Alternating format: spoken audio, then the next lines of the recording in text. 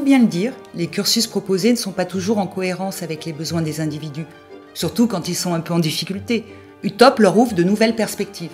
Les collectivités locales aujourd'hui sont à un tournant. C'est vrai que depuis de nombreuses années, on est confronté à une difficulté dans l'accès aux formations pour nos personnels notamment, puisque aujourd'hui on a bien sûr des catalogues de formations qui existent, qui sont notamment conduits par le CNFPT. Mais c'est vrai que ce que l'on déplore un peu aujourd'hui, c'est que ce ne sont pas des formations qui sont très adaptées à des profils particuliers.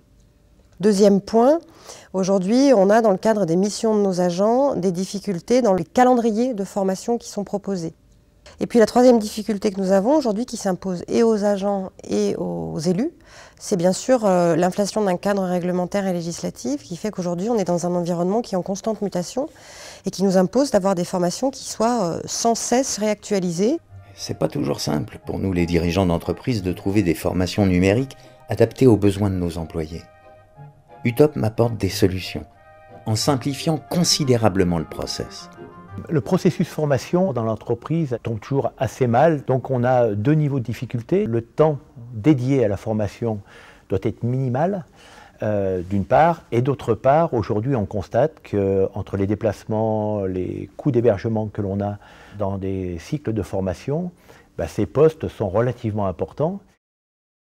Donc en fait, il y a vraiment deux mondes en France. Ça ne date pas d'aujourd'hui. On a le monde des grandes entreprises qui sont équipées, qui ont leurs propres instances de formation, leur budget de formation, leurs responsables de formation. Et puis vous avez à côté de ça 3 millions d'entreprises qui là n'ont ni structure, ni planification, ni moyens et surtout pas le temps d'attendre. Bon, la grande difficulté, c'est adapter le monde de la formation professionnelle à ces petites boîtes qui sont capables de créer des emplois relativement rapidement, mais qui ont besoin de gens très opérationnels. Aujourd'hui, les changements sont extrêmement rapides. L'adaptation aux conditions qui évoluent est indispensable et nécessaire, que ce soit dans les entreprises du secteur public ou du secteur privé. On a besoin, dans ce contexte de changement rapide, de former pour saisir les opportunités, aller de l'avant.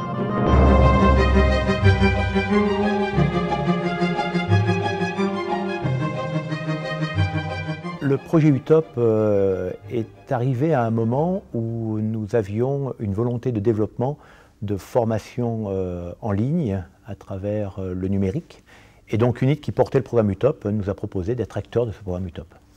Le projet UTOP est né d'un quadruple constat. Tout d'abord, en France, le citoyen ne dispose pas d'un mécanisme simple et efficace pour accéder à des formations métiers et à des formations tout au long de la vie. D'autre part, les universités et les grandes écoles ne représentent que quelques pourcents du marché de la formation continue et ce chiffre est en décroissance.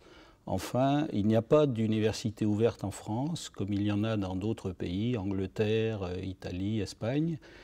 Alors l'objectif d'UTOP, c'est tout d'abord d'explorer les possibilités et les besoins de formation numérique à distance dans tous les domaines. C'est de mobiliser différents acteurs comme des entreprises, des collectivités, des associations et les organismes d'enseignement supérieur pour mettre en place une offre globale de formation à distance, évolutive et qui réponde bien aux besoins des citoyens et des entreprises. Donc ce qui m'intéresse dans le projet UTOP, c'est vraiment cette capacité de créer des passerelles, notamment entre le monde académique et le monde de l'entreprise, entre le monde du public et le monde du privé.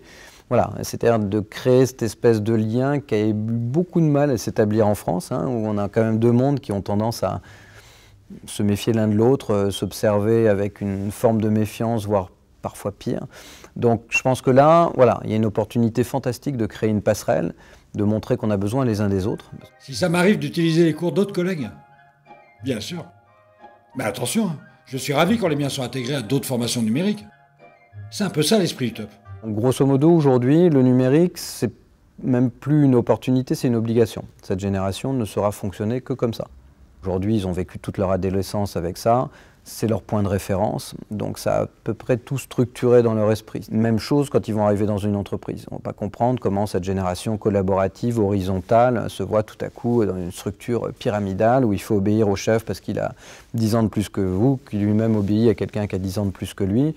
Cette hiérarchie de l'âge, ils ne la croient plus depuis qu'ils ont vu Zuckerberg ou les patrons de Google à moins de 25 ans créer un géant mondial en moins de 15 ans. Utop ? Bah, ça m'a permis de suivre une formation numérique, d'acquérir un diplôme et d'obtenir un meilleur job. C'est déjà pas mal, non? Alors les solutions, elles sont à double niveau. C'est le renforcement des partenariats publics-privés en matière de formation. Et puis c'est le développement de la formation numérique qui permet d'avoir une souplesse, qui permet de s'auto-former, qui permet d'avoir un rythme différent, qui permet de s'adapter aux besoins et qui permet surtout de se délocaliser, ce qui fait que toutes les collectivités pourraient suivre une formation, que les agents se trouvent à Aix-les-Bains, à Paris, à Bordeaux, et de répondre aussi aux contraintes de coûts aujourd'hui que nous avons dans nos collectivités.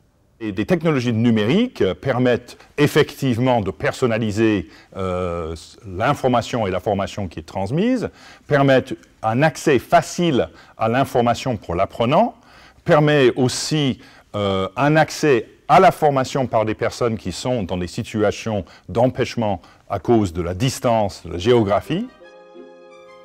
Sans Utop, j'aurais pas retrouvé du boulot aussi vite, ça c'est sûr.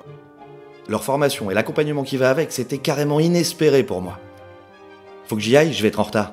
Ça plaît à la fois à l'apprenant, qui a du coup une souplesse dans ses temps d'apprentissage, tant en termes de temps que de répétabilité, puisqu'on peut se connecter le nombre de fois que l'on désire pour repasser des séquences d'apprentissage. Et puis ça plaît à l'employeur généralement, puisque l'agent continue à être disponible par des temps de travail qui permettent d'assurer la vie professionnelle de l'entreprise généralement, et avec des coûts qui sont aussi moindres. Donc effectivement, c'est du gagnant-gagnant de l'apprenant à l'employé.